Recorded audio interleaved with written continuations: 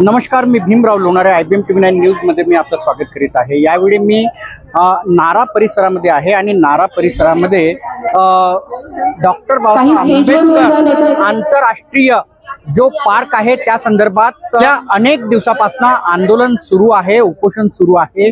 आज या उपोषण स्थळाला अमरावतीचे खासदार भेट दिलेली आहे। त्यांनी आपल्या भाषणातून काय म्हणाले चला ऐकूया। आमचे चंदू पाटील, आदरणीय नारायणवरे साहेब, उपस्थित सर्व मान्यवर ने आपण सर्व आंदोलनकारी म्हणणार नाही, पण आपल्या न्याय हक्कासाठी ज्या सगळेजण एकत्रित आहोत ते सर्व बंधू भगिनी, माता पिता, ही जी काही आपली लढाई ही काही आपण नवीन काही मागून आलो आणि कोणाच्या तरी हक्काचं मागून आलो असं हे मुळात नाही। कारण हे पार्कसाठी, नॅशनल पार्कसाठी 130 एकर जमीन पहिल्यांदाच आरक्षित केल्या गेली होती।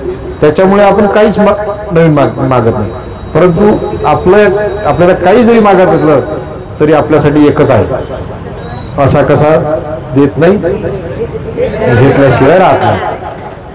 म्हणून आपल्याला ते आता ते आमचे काका बोलून गेले की एवढ्या दिवस आंदोलन चाललं, ही एक तर 292 दिवस आंदोलन चालू आहे, त्यापेक्षा अजून दिवस जास्त चालणार आहे त्यात शंका नाही। तर फक्त विश्वासार्हतेची गोष्ट आहे आणि चंदू या आंदोलनात विश्वासार्हता ही महत्त्वाची आहे। आपण ती सगळ्यांना सोबत घेऊन ती विश्वासार्हता टिकून ठेवावी एवढीच मी विनंती तुम्हाला करेन। बाकी जो विषय आहे आता ते सरकार, जे खालचं सरकार आहे, वरचं सरकार आहे, म्हणजे राज्यातलं आणि केंद्रातलं, हे आपल्याला सगळ्यांना माहीत आहे। जात धर्मापलीकडे अजूनही ते गेलेलं सरकार नाही।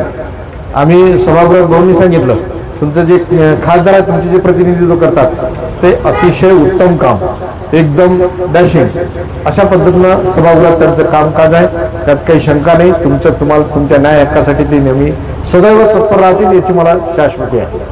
पण हे सरकार जे आहे, सरकार गुंग्याचं, बहिऱ्याचं आणि मुक्याचं, हे तीन जण आहेत। एक बहिरा आहे, एक मुका आहे, एक गांधीजी किती, तर गांधीजीचे 3 बंदर म्हणतात, पण त्यापूर्वी तथागत बुद्धांचे हे बंदर होते। त्याच्यातली संकल्पना वेगळी होती बुद्धांची, की वाईट करू नये, वाईट पाहू नये किंवा अन्य काही, तर ही संकल्पना होती। आज ह्या अशा पद्धतीचं सरकार, केंद्रातलं सरकार, मी सांगितलं एवढे हरामखोर लोक आहेत। त्या दिवशी पर्यावरणाची मीटिंग होती, पर्यावरणाच्या मीटिंग असताना त्यांचं जे प्रेझेंटेशन होतं त्यामध्ये चक्कर आपल्या राजमुद्रेला त्यांनी मास्क लावले होते। मास्क ज्यावेळेस माझ्या लक्षात आलं त्यावेळेस मी ओरडलो, अध्यक्षांच्या याच्या खुर्चीपर्यंत गेलो, ऐकायला तयार होते, पण मी ज्यावेळेस म्हटलं की कौन ये हरामखोर किसने किया, ये किस हरामखोर ने ये काम किया, तब उनको लगा कि ये और बढ़ेगा। तर त्यावेळेस त्यांनी माफी मागितली। राजचिन्हाचं असेल, इतर काही आपले विषय असतील तर त्याच्यात ते छळखाणी आहे। राज्यघटनेच्या बाबतीत तुम्हाला माहित आहे 300 पारचा आकडा त्याच्यासाठीच पाहिजे होता त्यांना। हे एक एक एक एक करत करत करत करत जे काही मनुवाद आहे, जे काही त्यांना अपेक्षित होतं ते अपेक्षित करण्यासाठी ते रात्रंदिवस चालू आहे त्यांचं काम। हे असं करणार आहेतच, पण आपण लढवूया। बाबासाहेबांची लेकरं आहोत, बाबासाहेबांना आपल्याला शिकवलं आहे, म्हणून संघर्ष हा आपल्या रक्तात आहे। जर आमच्या यात त्या दिवशी पाहिलं, दर्यापूरला आलती, दर्यापूरला माझ्या तिथं 200 किलोमीटरवर, म्हणजे किती तळमळ आहे यावरती। म्हणून बाबासाहेबांचे विचार किंवा बाबासाहेबांची चळवळ ही काही मरणारी नाही, अमर आहे। आणि ही जी मंडळी आज याही वयात बाबासाहेबांचे विचार जिवंत ठेवासाठी तयार असतील तर उद्याचा युवक ही काही मागे राहणार नाही। आता काही अनेक गोष्टी आहेत, परंतु हा आपला संघर्ष आपल्याला ठेवावा लागेल। येणाऱ्या काळात जे काही आमचे राजभाऊ आहेत मी आहो या संदर्भात जे जे आम्हाला काय करता येत असेल, बुद्धगयाचा प्रश्न मी उचलला, राजभाऊंनी उचलला, अनेक काही प्रश्न आहेत. मी तो काल परवाचं उदाहरण सांगितलं तुम्हाला. अक्षरशः मी मीटिंग मध्ये कोण हरामखोर आहे, कोणाची बदमाशी आहे हे शब्द वापरले. किसकी बदमाशी है, किसने किया, बाद में उन्होंने माफी मांगी. ते आपल्याला उपजतच ते आहे, त्याच्यानं आपल्याला ते करावं लागेल आणि शेवटच्या थेंबापर्यंत प्रत्येक बाबासाहेबाच्या लेकराला हा लढा लढावा लागेल. म्हणून वकील साहेब आहेत तुमच्याजवळ.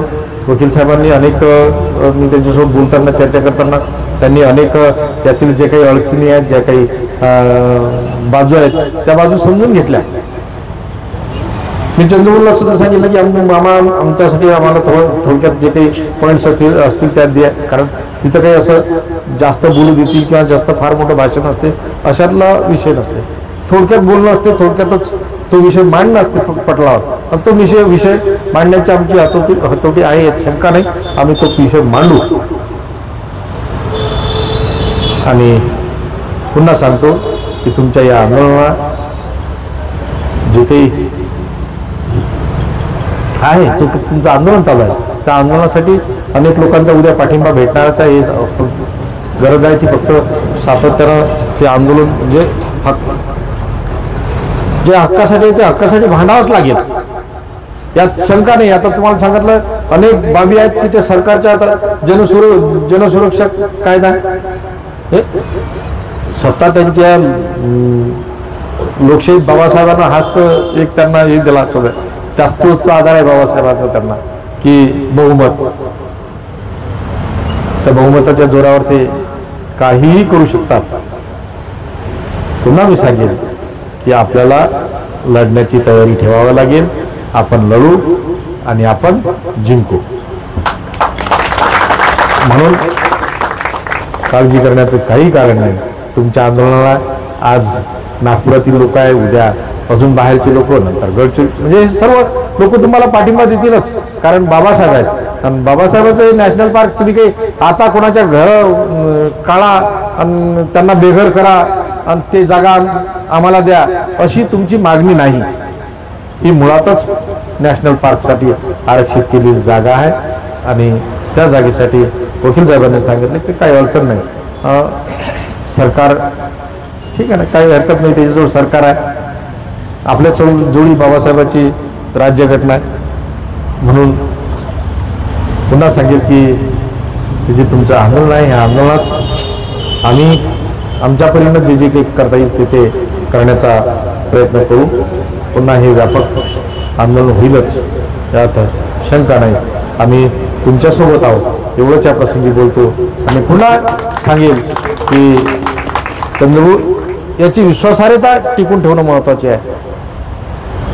ती विश्वासार्हता आपण सगळ्यांनीच ठेवली पाहिजे एवढंच या प्रसंगी मी तुम्हाला सांगेल.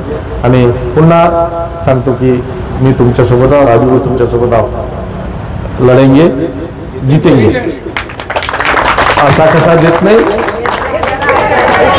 असा कसा देत नाही, असा कसा देत नाही, असा कसा देत नाही. तर ही होती आजची खास बातमी. आपण बघत राहा IBM TV9 न्यूज. आमच्या चॅनलला लाईक करा, सबस्क्राईब करा, आयकॉन बेल बटन दाबण्यात विसरू नका. धन्यवाद. नमस्कार.